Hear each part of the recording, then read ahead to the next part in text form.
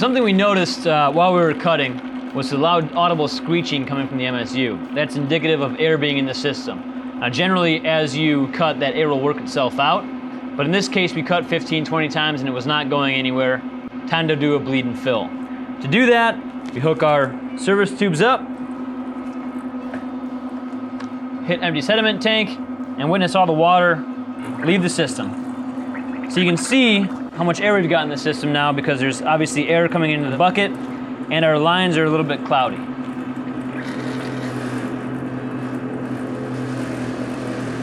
So there was a lot of air in the system and now we need to purge it all out.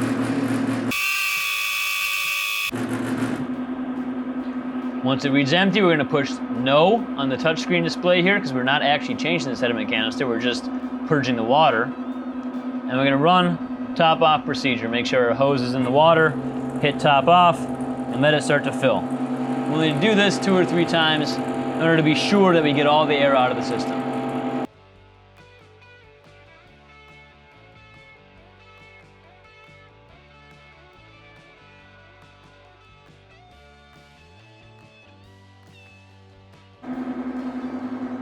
So now we did our last fill. We're gonna let this guy hang out in the water, pull a little bit extra up, make sure we're really primed and full, and we're all set to continue on cutting. So we just completed our cycle of emptying sediment canister and changing our filter out and doing a bleed and fill. Now let's get into adjusting the ground pin on the CG tool.